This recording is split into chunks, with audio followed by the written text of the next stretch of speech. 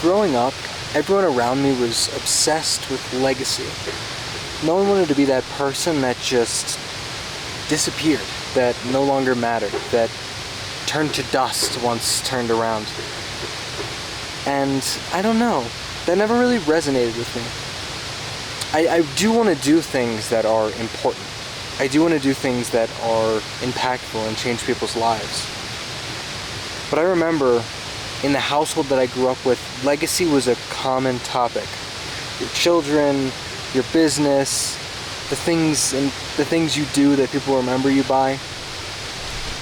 And I'm not really sure why it was such a big topic of the household, but it was. But during that time, when everyone was talking about legacy and the things you should do and the things you have to do, I was never thinking about that stuff. Yes, I thought about wanting to have kids, and that might have wavered for me now, I'm not sure. But I have time to figure that out, just like we all do. But the thing that I really thought about a lot was just kind of disappearing. And not in like a brutal way, not in like a depressed way, but I don't know. I always liked the idea of being that person that people know, that randomly 10 years later, they're like, oh, you remember that person? But I'm not like something that's like in their mind.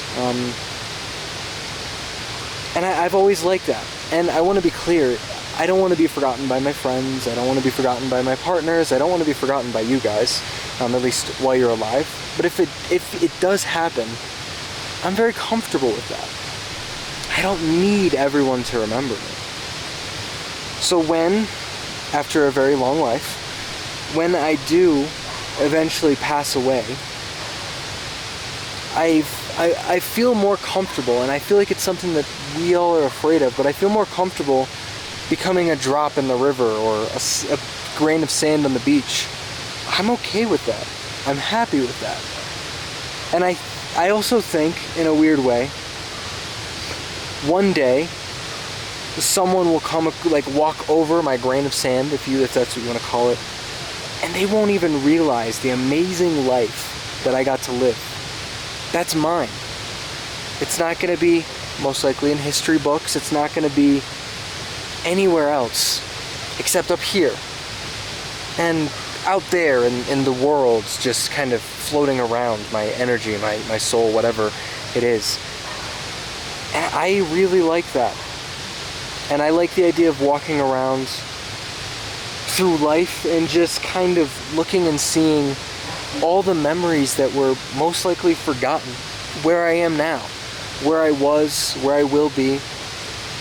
I really enjoy that. I don't know if you guys can resonate with that, if that means anything to you, but I really like that.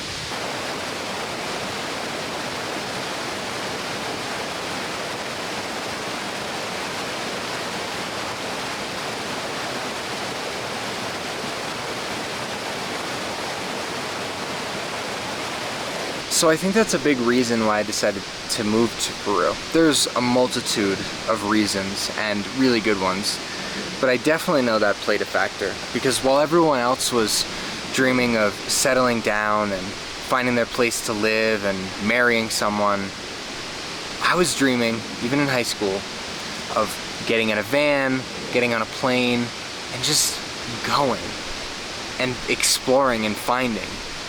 And so I don't think it's that I want to be forgotten. I don't think that that's the case at all. I think it's more so that I want to go and have adventures that only I see. And maybe I retell them, and maybe people remember, maybe people don't. But I want to go out and explore a world, the world, our worlds, not necessarily alone, but through a way that only my eyes can see and a way that only my mind will think to do. There are even places here in Peru that I've gone that I don't think people have gone in a very long time, and it's probably because there was no value in actually going there. And I'm not talking like a tourist destination, I'm talking about a rock in the middle of the woods that someone probably sat on hundreds of years ago, but is just so out of the way of everything and has no trails leading to it that why would anyone ever go up there? And maybe I'm thinking too much of myself, and maybe someone was there last week. There's really no way to know. But I think that goes along with my whole point, which is sitting on a rock, which could have been sat on by thousands of people, and kind of enjoying it for the first time for myself.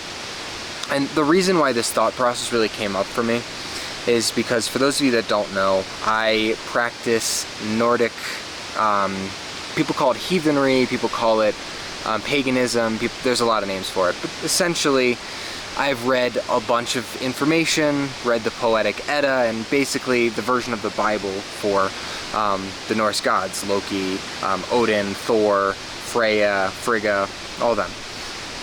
And in that religion, there's really two places that people can go after they die. There is Valhalla, which is the land of being remembered, and the land of there's a lot to it, but the land of being remembered. And then there's Helheim, which I think the Christians kind of reinterpreted into hell with the devil. But Helheim is just a place where souls go that have passed away and have no real other place to go. Some of them are remembered, some of them aren't, but they wander this vast realm of other dead. And I don't know, it just seems, in Valhalla, the alternative, they get up, they fight to the death every day, and they resurrect in the morning, and they do it again. That sounds tiring. And yeah, I want to leave a legacy of some kind. I want to leave an echo, but I don't necessarily need people to remember that I've done it. I guess kind of like the guy who invented peanut butter. People know who he is. He's a really cool guy, and he ended up developing it, and it's a really interesting story how he did that. But the echo of peanut butter is still here. He is still here around us, everywhere. We all eat peanut butter unless we're allergic, and even the people that are allergic think about it constantly because they're allergic to it. But no one remembers his name, at least most people don't. So, I don't know. I want to strike that balance of leaving a legacy that changes people's lives, whether it's peanut butter or a thought process or just an outlook on life. But I also want to rest without having to get up and fight every day in that particular way. I want to enjoy my life, and I want to enjoy my death without being bothered. But maybe one day I will die, and I will be someone's ancestor, if you believe in that sort of thing, and they will call upon me, and at that point I will be happy to help. I don't know if this makes sense or resonates with you at all, but it's just something that I've been thinking about since I was asked by one of my mentees about Norse mythology, about Helheim and Valhalla. And I just wanted to make a video about it, talking about it, while I was outside, enjoying nature, sitting on a rock that, honestly, this one's probably been sat on quite a few times, but you get the gist. Regardless, I'll see you guys soon.